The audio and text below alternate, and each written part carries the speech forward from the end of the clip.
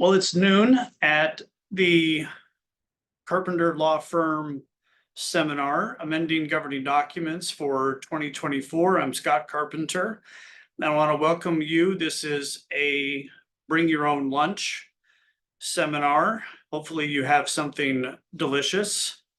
I do not, but that's okay.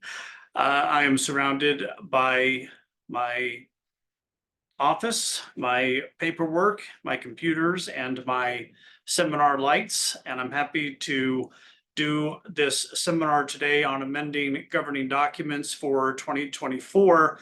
I want to do a bit of an overview on what the old approach is to amending governing documents and the new approach that we have seen evolve over 30 years that I've been working with community associations here in Arizona on amending governing documents. As we approach this topic, the definition of old documents has evolved. Documents from 1994, the year that I started, are now considered old, although in 1994, old might have been documents from the early 70s. And now we deal with older documents. I want to start with a bit of an observation. Old does not necessarily mean bad. Older documents could be perfectly tailored and suited to modern challenges of community associations. And when I say community associations, I mean to intentionally include condominiums, planned communities, townhouses, and everything in between that we deal with in Arizona community associations. So the old approach to amending governing documents, and I mean to say perhaps the wrong approach, is amend whichever document is easiest to amend. We might look at the amendment provision and say, well, the bylaws are the easiest to amend. The bylaws might be amendable by the board of directors alone. The board could simply amend the bylaws at a board meeting. I'm not saying your bylaws can be amended that way, but it is possible that you could look at your governing documents and say, well, we need to make a change. We need to deal with these darn rentals. And let's look at our governing documents and look at the amendment provision of each and figure out which one is the easiest to amend and place our rental restriction in the document that's the easiest to amend. The bylaws, the articles of incorporation, I abbreviated it there. The articles of incorporation are the document that creates the mandatory membership nonprofit corporation. Now remember, the nonprofit corporation, this is not a 501c3 tax exempt charitable organization. This is the mandatory membership nonprofit corporate entity. And then the CC&Rs, these are the covenants, conditions, and restrictions. These are the restrictions that stay with the land that are binding on purchasers simply because someone owns the property. And the notion that we could place a restriction on the property in whichever document is the easiest to amend is legally incorrect. Covenants on the use of property belong in the CC&Rs. The articles create the nonprofit corporation, and the bylaws are really reserved for the behavior of the nonprofit corporation. How many people are on the board of directors? When is the annual meeting? How is the annual meeting conducted? Really the behavior of the nonprofit corporation. So we cannot just take whatever topic we want to and place it in whichever document is the easiest to amend. So we're throwing out the old approach, and the old approach was never sanctioned legally. It was more of an ad hoc board of directors driven, well, whichever document is the easiest to amend, we'll use it for whatever convenient purposes we feel like we can use it for to suit our end goal. The end goal being we need an amendment on topic X. We'll use whatever document we can. And we see the result of that today when we go to review governing documents and we flip through the bylaws, and the bylaws might contain a provision that says the association has a lien on property for the assessment. Well, that belongs in the CC&Rs, or that there's a conduct-based covenant regarding parking of boats and driveways in the Articles of Incorporation. Well, that conduct-based restriction belongs in the CC&Rs, but it's in the wrong place. So we've got to be careful not to continue the old approach in 2024, 2025 as we move forward. So there was a major disruption in 2022. You've probably heard of it. The Arizona Supreme Court decided a case that we call Calway. As you know, court cases take on the name of the litigants. You probably don't want to be in a court case that takes on your name. Of course, the most famous court case of recent vintage is Roe v. Wade. Roe was a made-up name for a pregnant woman. Wade was a real person. And so Calway was the name of an owner in Calabria Ranch HOA, and he litigated some amendments that had been done by the Calabria Ranch HOA. Oddly, the Calabria Ranch HOA is organized as a limited liability company. We talk all the time about how community associations in Arizona are organized as nonprofit corporations. Well, that's not always the case. Every once in a while, a community association in Arizona is organized as a limited liability company, an LLC, which is quite odd, but Calabria Ranch HOA outside of Tucson is organized as a limited liability company. That's why the name of the case is Calway versus Calabria Ranch HOA LLC. Well, the Arizona Supreme Court decided this case in favor of Mr. Calway. He challenged amendments that had been done by the Calabria Ranch HOA. And what the court said is that the original declaration, we call them CC&Rs, of course, for short, in the general flow of community association law practice and management and board service, CC&Rs. The original declaration must give sufficient notice of the possibility of a future amendment, and that the amendments must be reasonable and foreseeable in order to be enforceable. This was surprising to many of us when the court made this holding. Essentially, if the association is going to adopt an amendment on topic X, let's just make something up, topic X could be an amendment on short-term rentals, Airbnbs, VRBOs, whatever. Then the amendment on topic X has to have been reasonable and foreseeable in the original declaration before adopting the amendment on topic X. Topic X in this hypothetical that I'm talking about is Airbnb restrictions, VRBO restrictions. The original declaration must have given sufficient notice of the possibility of that future amendment. Now, we would all say, well, the original declaration gave notice of the possibility of a future amendment. Toward the end of the declaration, there was a section that said, hey, everyone in Green Acre HOA, Del Boca Vista, whatever the name of the association is, insert the name of your association in this thought exercise we're doing right now.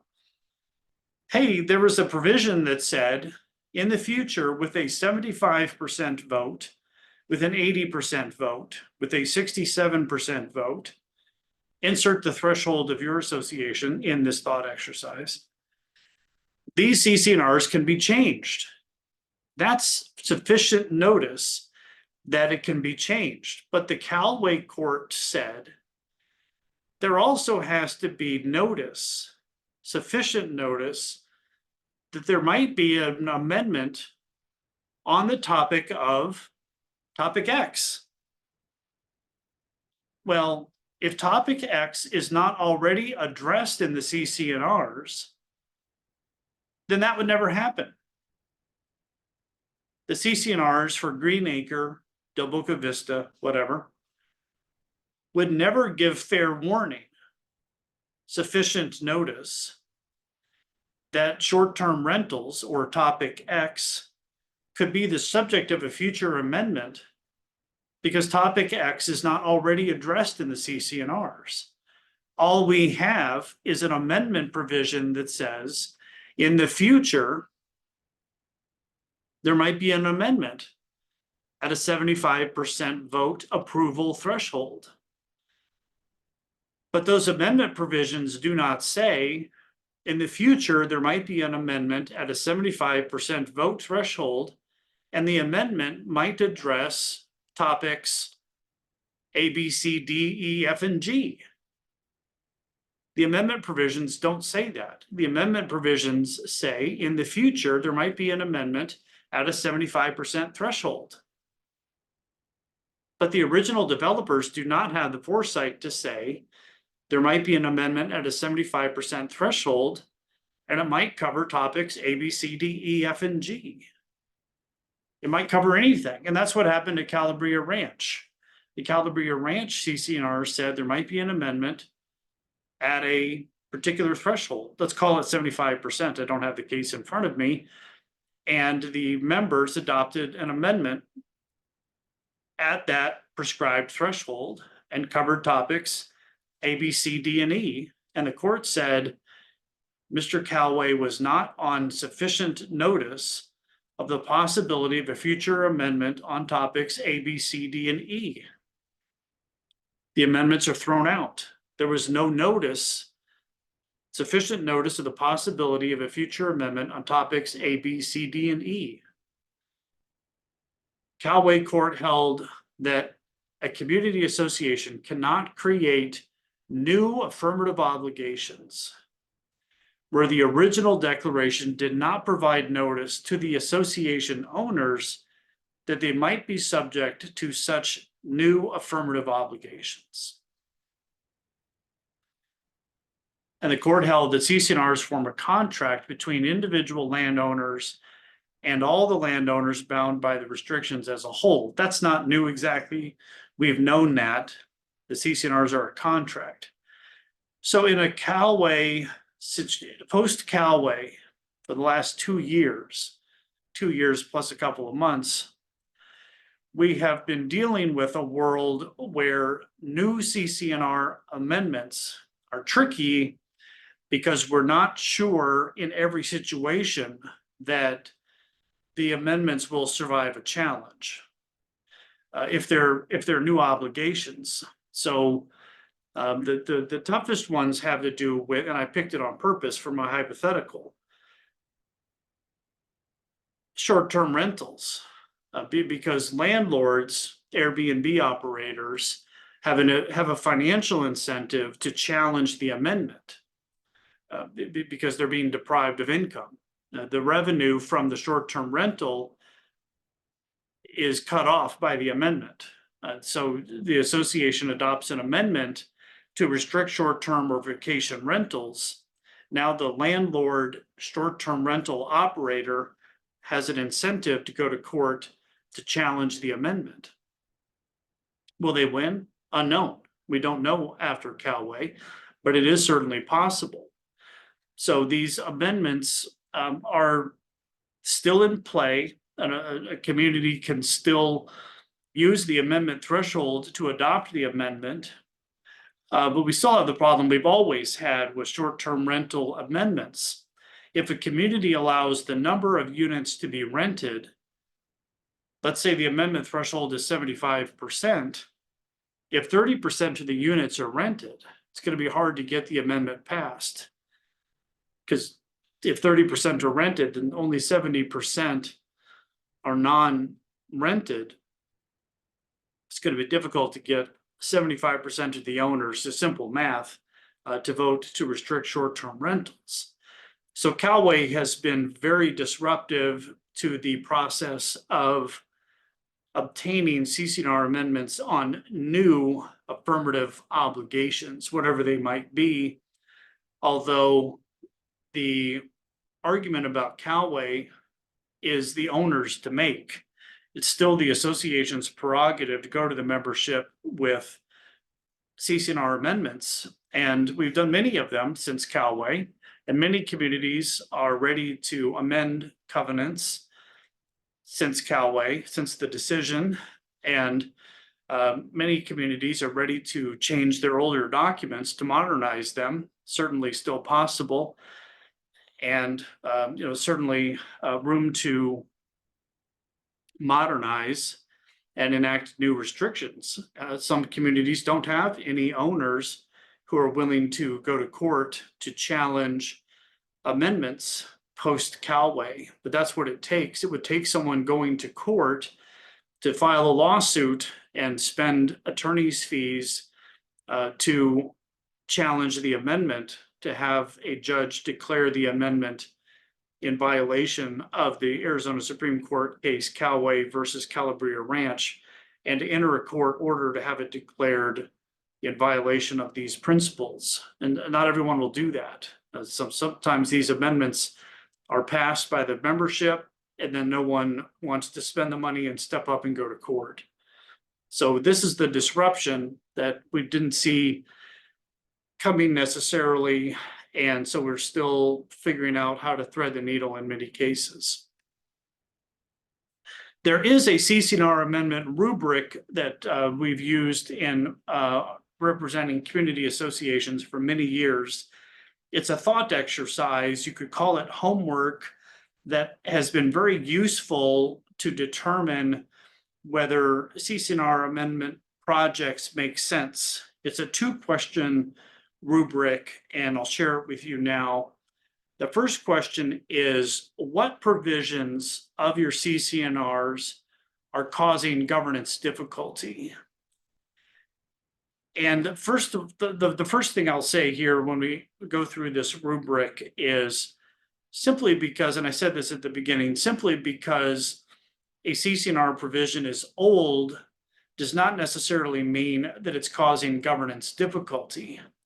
I have many clients that have been around for decades that are that have CC&R provisions that are old, that have been around for 50 plus years. But the fact that those CC&Rs are old does not necessarily mean that the provisions are causing governance difficulty. Community could go months, if not years, and have no governance difficulty from the fact that the CC&R provisions are old. Yet there's often a perception, a belief that because the CC&Rs are old, that they date to the 70s or the 60s. Now, I was born in the 60s, so I don't want to date myself here necessarily, although I just did by saying that because something is old, that it cannot function well for governance in the 2020s. A provision could be old and have no impact on governance.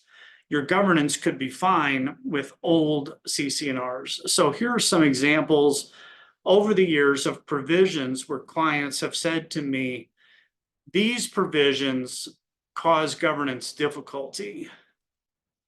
The existing deductible allocation provision, let's say it's in a condominium, causes governance difficulty. There's a deductible allocation provision for the insurance when there's a flood or a water issue, and it's causing us governance problems or governance difficulty because of the way that the deductible, when there's an event that implicates the association's insurance policy, and the way the deductible is allocated in this particular condominium, it's causing its governance difficulty because the owners perceive it to be unfair. It's not workable.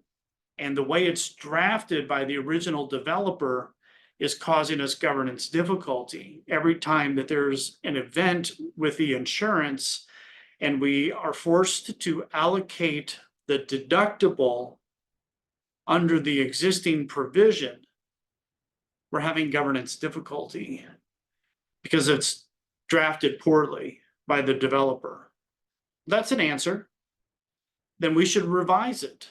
So under the first question of the CC&R amendment rubric, we should revise it.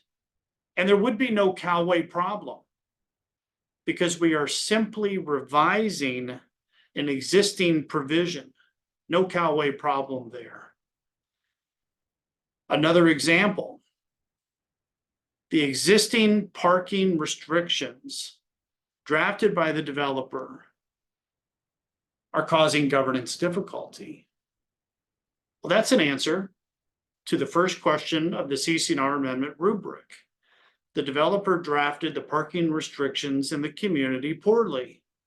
The parking space allocations in a condominium are drafted poorly. We have people who are making disability parking requests and we're having governance difficulty because of the way the provision is drafted. See here, Scott, section 5.2 of the CC&Rs, the way it's drafted, every month we have a problem because of the way it's drafted. I'm sitting here in the management office at the condominium, and I have a problem every month with the way this section is drafted regarding the parking in the underground parking at the condominium. Okay, we have an answer to the question of a provision that's causing governance difficulty. The developer drafted section 5.2 regarding parking spaces poorly, and it's causing governance difficulty. We're actually we're answering the question in a way that's helping us get to a CC&R amendment project responsibly based on governance. We also see challenges where the existing insurance coverage provisions are causing governance difficulty. I dealt with a problem yesterday for a client where the insurance coverage provision in the CC&Rs required the association to cover all liability. All liability. From one perspective, that could be read to say that the association has to cover with excess policies and umbrella policies,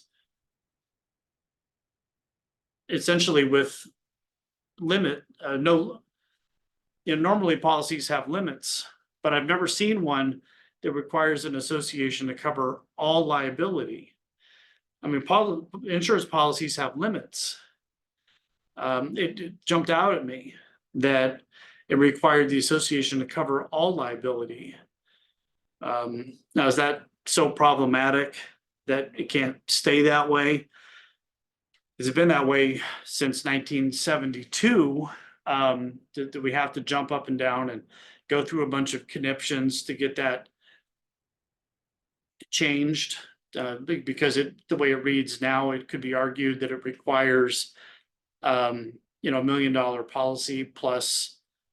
I mean, actually, you can't buy that on the open market. You can't buy $1 million policy and then excess policies to infinity. I mean, the way it's worded can't actually be purchased on the open market.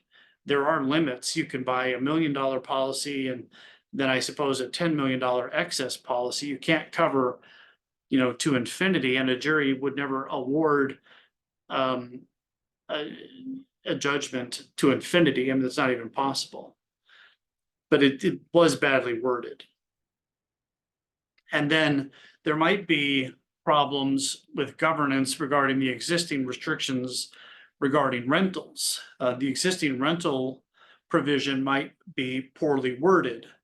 When we were talking about Callaway on the previous slide, I was assuming in some of my examples that there was no provision restricting rentals.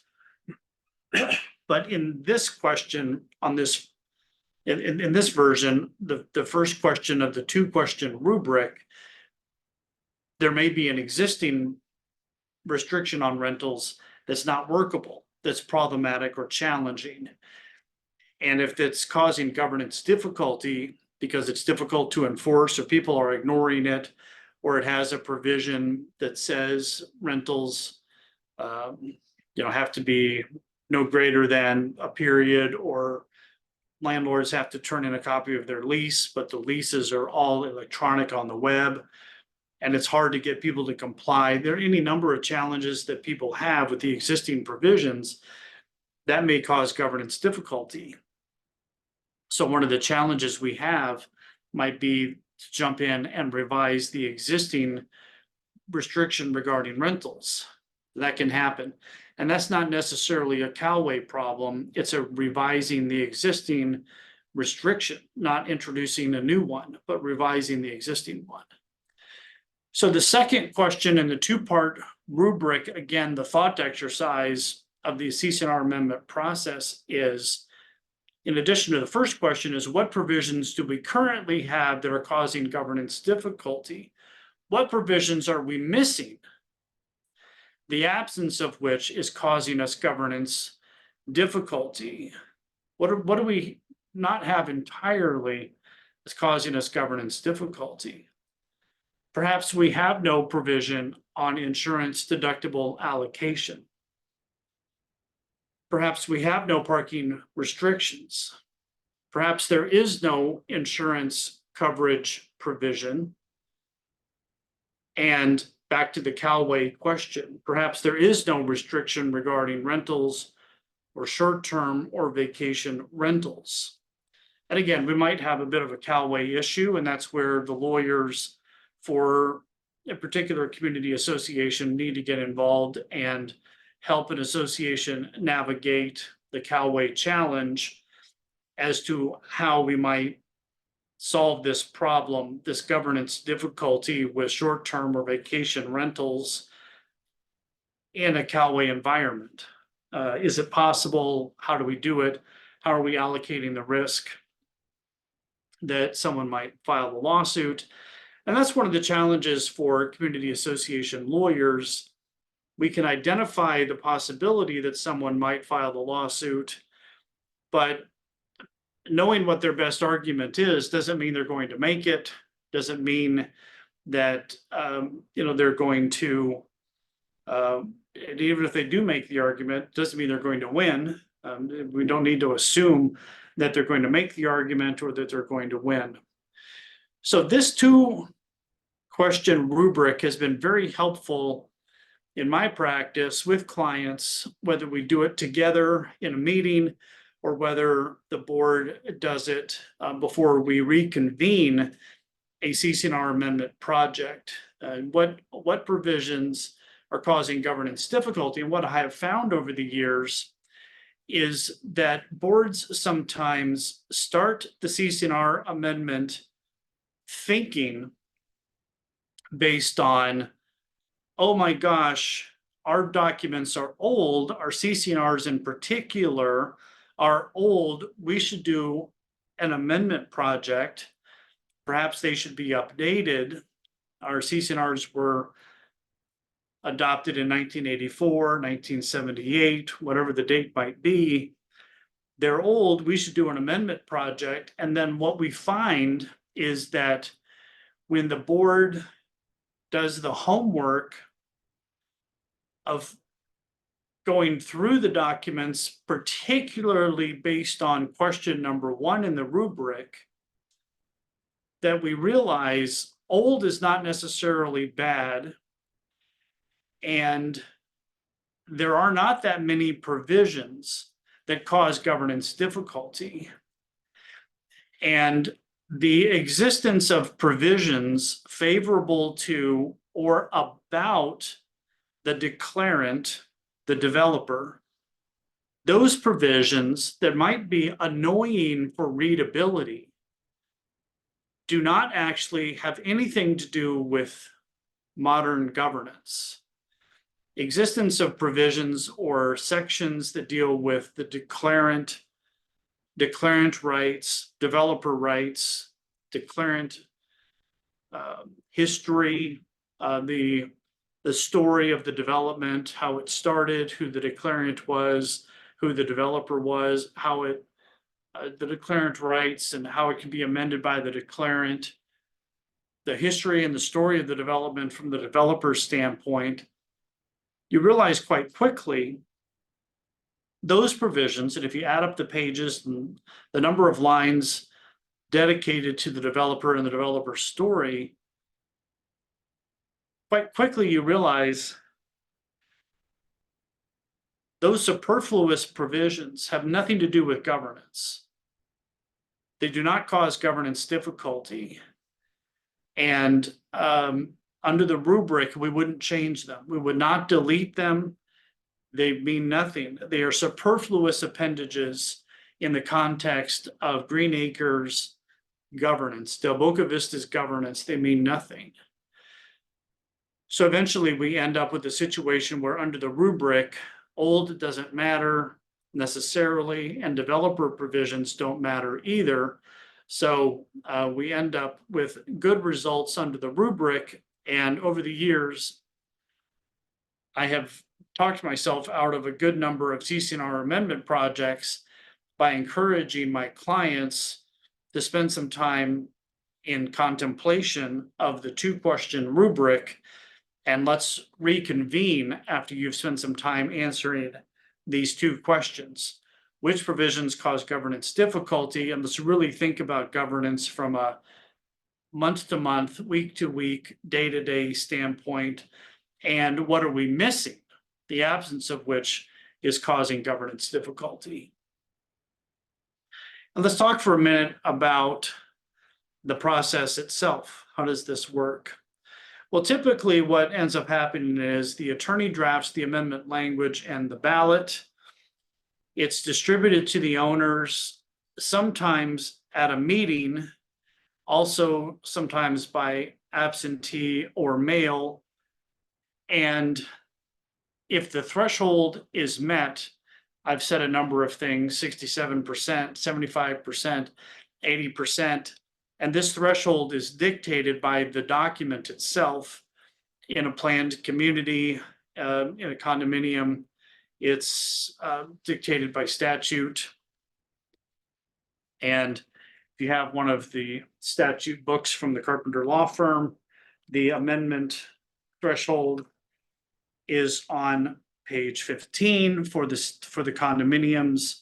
It's 67% by statute in a residential condominium. If the threshold is met, in a planned community, the amendment is recorded within 30 days of adoption. And so we don't know for sure what the consequences would be if an amendment is recorded more than 30 days after adoption. That's in the statute. It was inserted there a number of years ago by the legislature. If the amendment is adopted and it's recorded 60 days later, is it invalid? Perhaps, but has it been litigated to the point of a Court of Appeals decision? Do we know for certain? No, we don't exactly.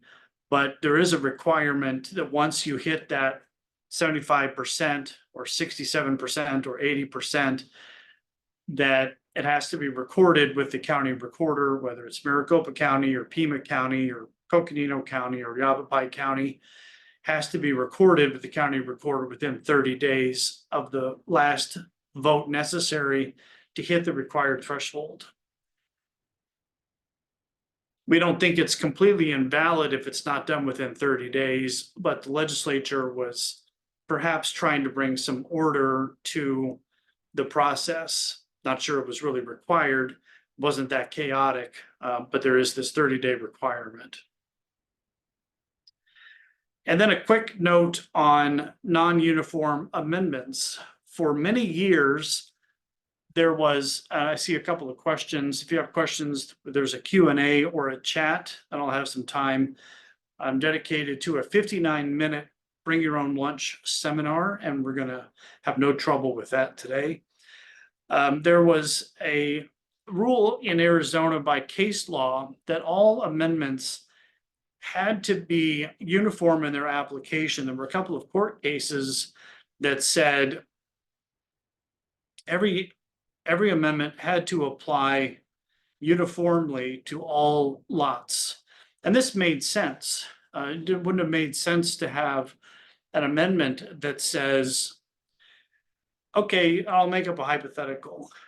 There's 100 lots in the subdivision, and the amendment says 100% of the funding is going to come from those 25 lots over there, and the amendment threshold is 75%.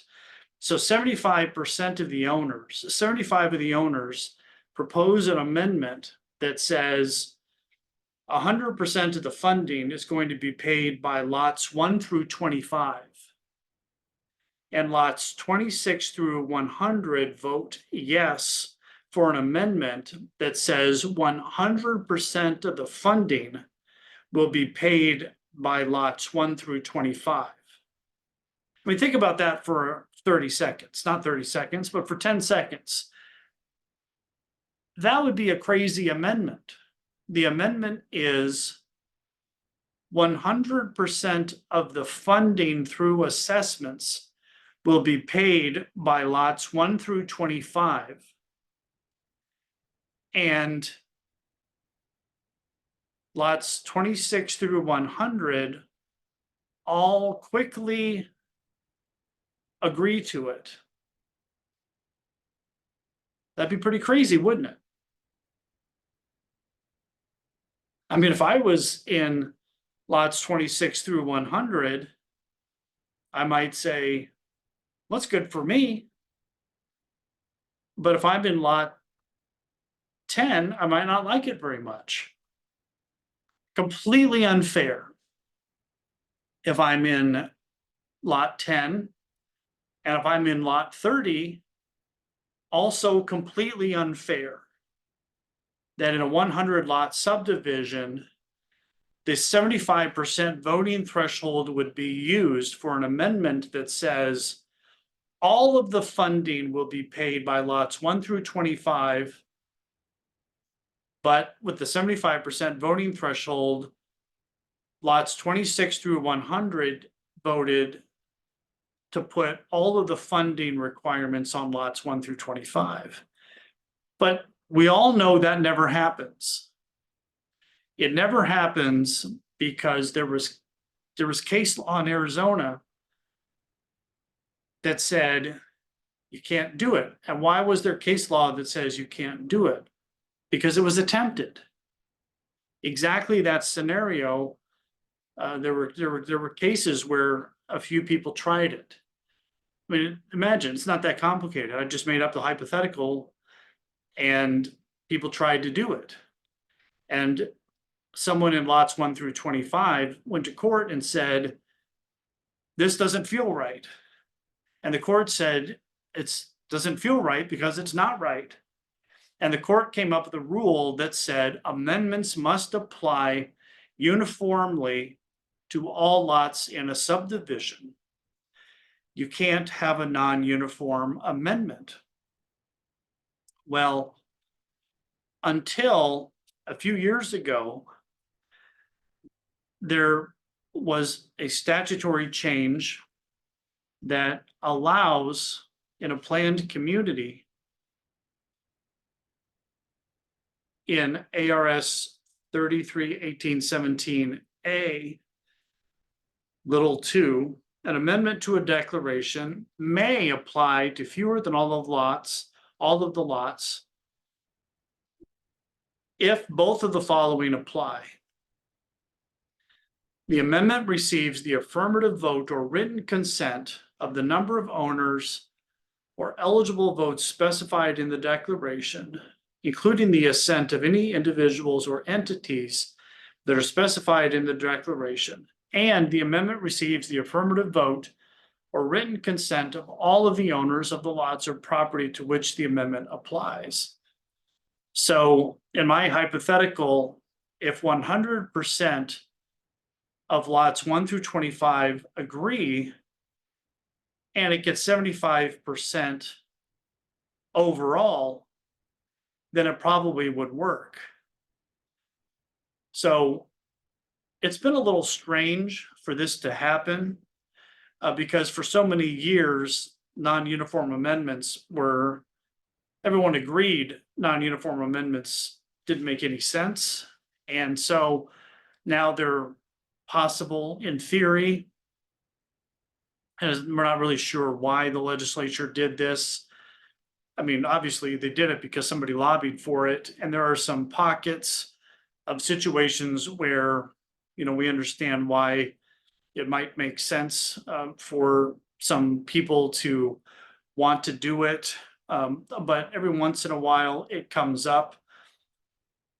But if it does, just for the sake of being complete today about amendments, I just want to make sure that I include this possibility that there can be non-uniform amendments, because for so long it was not possible.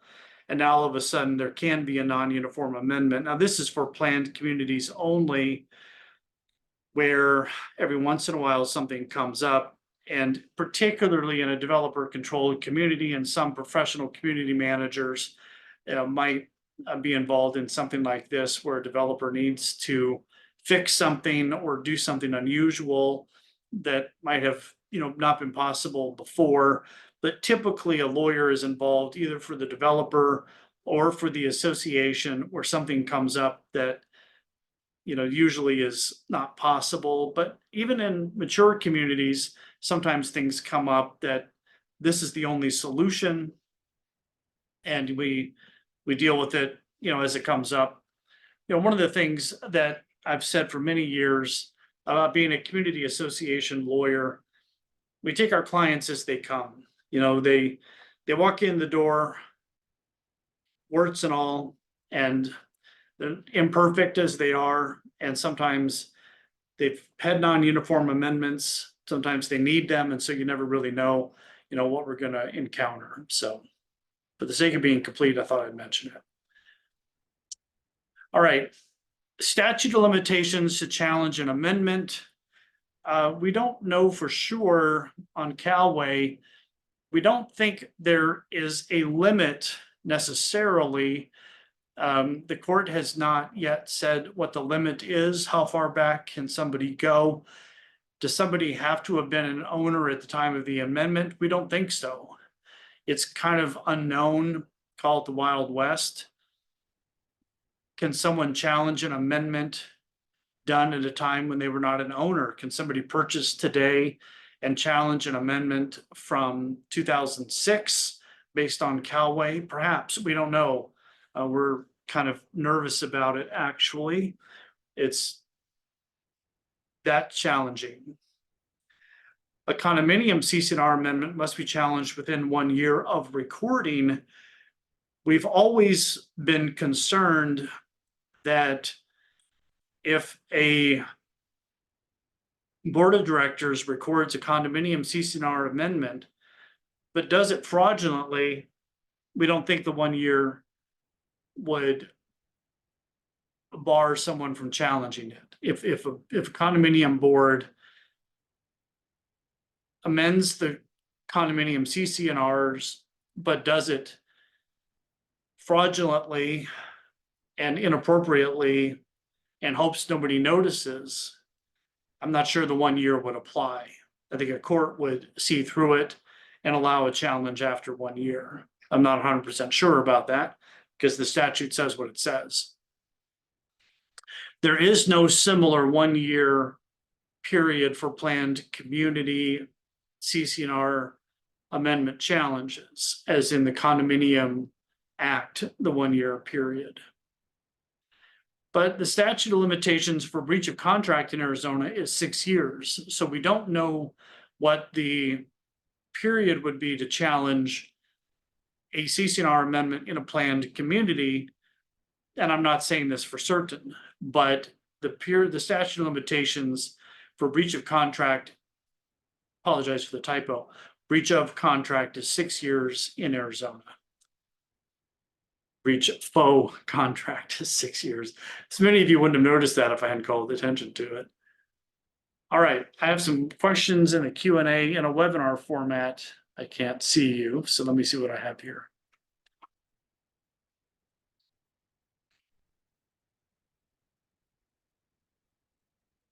Adopting a capital improvement fee, that would be a good candidate for a CC&R amendment in terms of, the question is, what about adopting a capital improvement fee? We've done many of those amendments over the years, Lynette, in terms of under the rubric. That'd be a great answer to the question of what are we missing, the absence of which is causing us governance difficulty. Helped a lot of clients adopt a capital improvement fee as a transfer item due upon changing ownership. Capital improvement fee, I think that's a great answer to what are we missing, the absence of which is causing us governance difficulty. Is that a potential cow weight challenge? Perhaps, but we never know until we do it. I think that's an excellent question. Gail asks, is it possible to receive a copy of the PowerPoint by email? Of course. The video will be posted to my website after I'm done. May take a day or two. Is there a statute of limitations in which to challenge a new amendment recorded? I did just cover that. Condominium 1 year, planned community, we're not sure, probably maybe 6 years. There may be some equitable principles that say you can't wait too long, but 4 years, 6 years.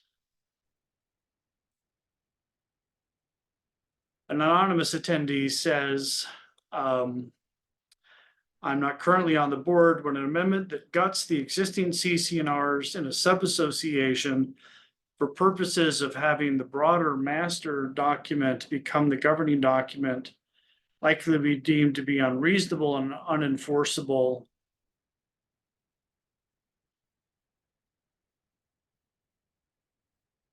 Well, I have had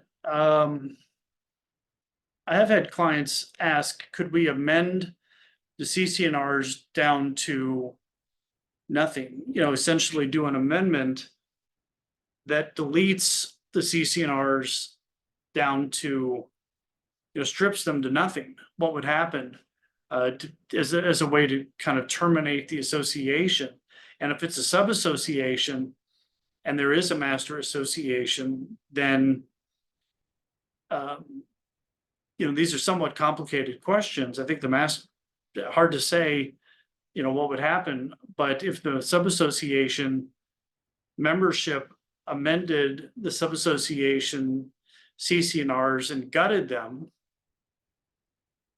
there are really important questions about who would own the sub-association property, common areas, and who would maintain and take over the sub-association responsibilities. I'm not sure that it would be automatic that the master association would. It's actually a somewhat complicated question. I can't really answer here. My presentation will be on my website, and if you send an email to info@carpenter.law, we may be able to send the presentation as a PDF. Do we recommend amending to include changes due to a new state regulations in light of a larger set of changes? It's a great question, and I think that's the last one. No, not the last one. It's a great question. I should have put it in my presentation. It's a good question because it's kind of like if you endeavor to jump halfway to the wall, and every time you jump halfway to the wall, you'd never get there. It's an asymptote. It's a math concept. We don't recommend amending the documents each time the legislature changes the statutes because it's a lot of effort, it's legal fees, and the owners could say, what if we vote against it? If they vote against it, the association has spent money on legal fees. They've put energy and effort into the process of the amendment, putting it in front of the membership, legal fees and effort, and the members could vote against it. The law applies either way. And then you're doing it every year because the legislature changes the statutes every year. So we get into the vortex of every year you'd be doing an amendment, and the statutes that you're folding into your governing documents change every year, and they apply regardless of whether you amend your documents every year anyway. So what maybe is a better effort is to take the same energy and money and send a memo to the owners or a newsletter summarizing what the legislature does each year to change the statutes. If it matters to the board to make sure the membership are informed, perhaps a memo each year summarizing the changes. Lynette asks, can you assign parking in a condo where there are less parking spaces than units? There are garages for each unit. Assigning parking spaces is often a function of whether the parking is common elements or limited common elements, and how the parking is created in the first place, and whether you have disabled residents. Kind of a complicated interplay sometimes between federal and state fair housing law and the disabled status of your residents, and what their needs are, and how the parking is created in the first place, whether the developer conveyed parking to the owners, and how the parking was assigned in the first place. I think it's a complicated question based on how the parking is assigned in the first place. It's actually hard to answer in this context rather than in the specifics of a particular condo. Sorry, I can't answer it more specifically. If the president and the management enter into a project without proper scope and bidding, without the board's approval, can the association demand a reimbursement from the president and management? Well, that's a little far afield from CC&R amendments. That would be difficult for the president and management who get together and are working on association business for the association to request that they reimburse for what they've done. They're going to take the position that they always have the right to get together and work on association business. Do I believe Callaway applies to bylaws? I don't think it does, at least on its face. It does not apply to bylaws. Gretchen asks, and this will be my last question, and since we're right kind of on time here, how long and how much does it typically take and cost to change CC&Rs? It can take many months, but it's mostly a function of how engaged a community is. The process to have the attorney work on it is mostly often a function of how busy the attorney is and how fast the attorney can turn something around. But in terms of cost, there's a cost to the public relations process with the membership, the mailing and the gathering of the members. That's beyond the scope of what I do. Is what does it cost to engage with your membership? That's a management and a association function. But the legal fees, it's usually in the thousands of dollars to draft and engage with the membership. In the old days, we would gather the membership and the attorney would come to a meeting and explain what the amendments are about. Now we do it on Zoom like we're doing today.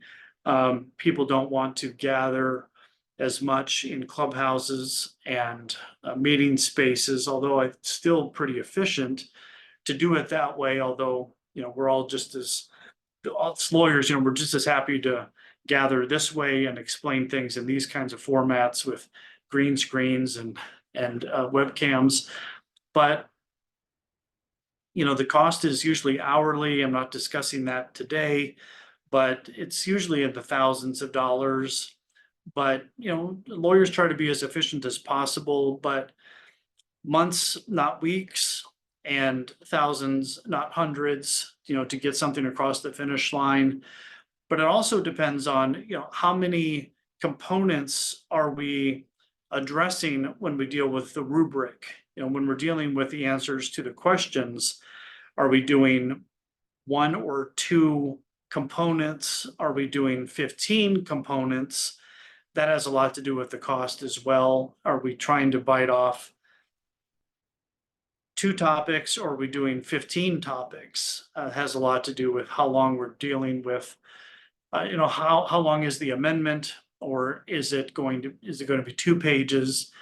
Is it 15 pages? And are we asking people to vote on something that's short or lengthy? This can make a big difference in terms of the timing and the cost. Is it going to take a long time to explain it, or is it something that can be explained quite quickly? So, well, I hope you all have learned something today. I do these seminars because I'm passionate about my work and I enjoy giving back and demonstrating my expertise. This is the way I make my living, is doing legal work for community associations. And I hope that I can be of service to any of you or all of you. If you need help with your legal work, I'm happy to help if I can.